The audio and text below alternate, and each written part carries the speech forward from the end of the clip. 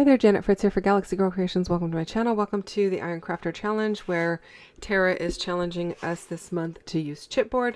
It is also Cutfile Confidence with MK and Janet. In case you're not sure what that is, it is a class that MK and I are running, and you can find out more about it in the links down below. I've been talking about it on a lot of the videos, so I am not going to go into a ton of detail here because you can go check out that link, but the class is running August to September on YouTube, and then from September through part of October it goes into private Zoom classes using exclusive cut files. And that is what I'm using here today. This triangular background that I designed, it had some extra pieces that I could have used on the layout, but I decided not to. I am flipping through a bunch of different all and create papers and trying to decide which one I want. This is the one I finally settle on. I do pull out some rub-ons from 49 and Market, and I'm going to use those on my cut file. I think we were supposed to use rub-ons today, possibly to back our cut file, but I'm going to actually use them on the actual cut file itself, just because I thought that would be different and fun. And also I could not decide which parts to actually back, because you could do triangles, you could do diamonds, you could do little tiny spaces, you could do big spaces. And I really just didn't feel like making a decision. So I decided I'm going to back the actual cut file, not back it, but modify the actual cut file using these rub-ons instead of backing it using rub-ons. You could use the rub-ons on a separate piece of paper and use it to back your cut file. I have done that before, but yeah, I'm just doing it a little bit different today. And I'm trying really to figure out the best way to do that, because these 49 and Market rub-ons are so sticky that and they come off of the release paper so easily that they kind of come off in chunks. You can see there that they're not coming off completely onto the cut file. They're just like lifting right off. So as I peel the paper, I'm using my X-Acto knife or my Fisker's nut blade to kind of cut along the edge of the cut file, not the cut file, yeah, along the edge of the cut file, to kind of score where the rub-on is so that it will release easier.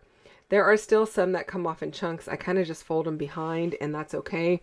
I'm okay with that look.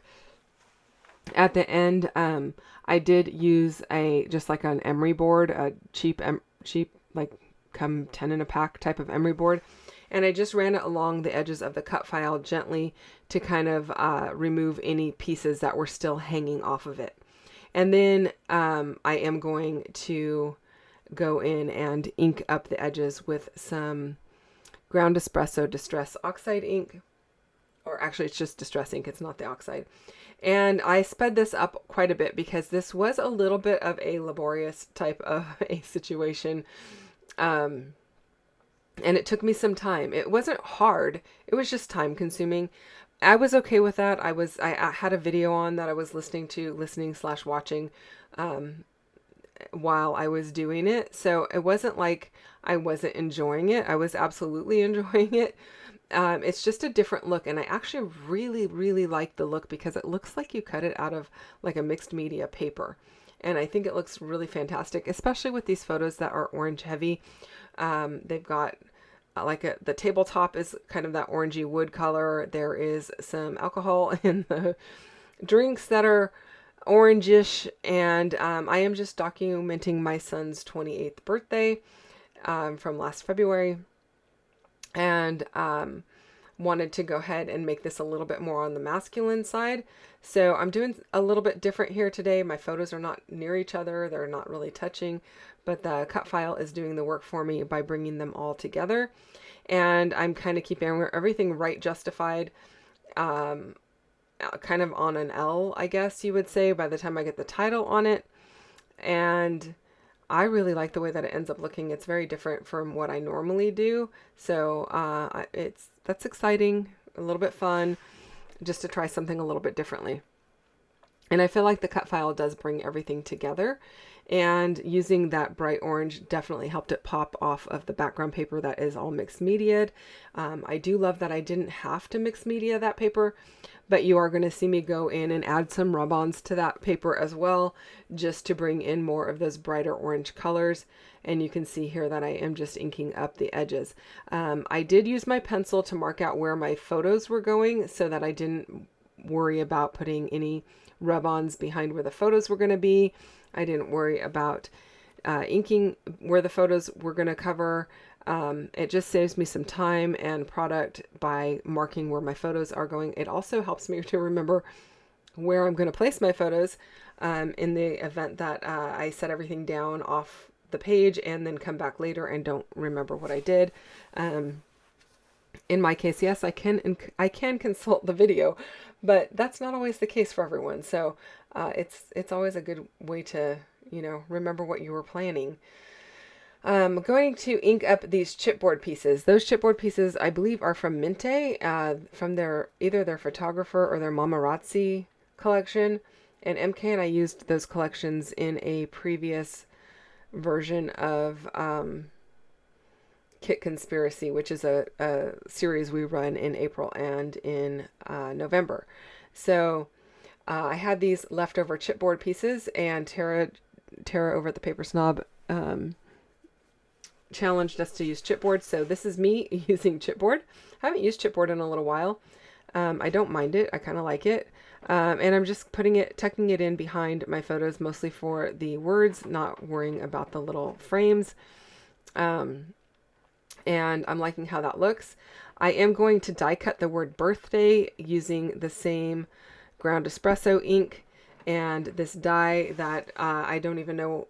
I kind of feel like it's an X-Cut die, but I'm not 100% sure, which is X-Cut and Do Crafts are the same. Like, I think that X-Cut owns Do Crafts.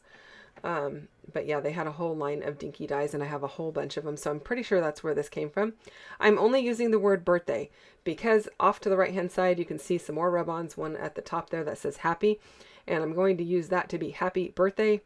I did die cut the birthday word 4 times and I am layering them up so that, my birthday word looks like it's like on chipboard. It's the same thickness of the chipboard by the time I get it all layered up. So I'm just gluing those layers together. Could I have die cut it with foam behind it? Absolutely. I sure could have.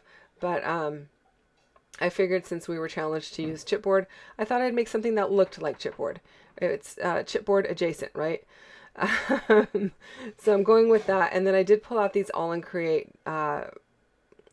rub-ons, and I am adding more of these to my layout just to kind of bring the color up underneath the word birthday and into this section a little bit more. I just wanted a little bit more over here for the title to kind of live on, and I'm liking how that's looking. I wanted to bring a little bit more of the blue in also, so definitely working on that. I apologize you don't get to see the photos. It's my son and his fiance up top.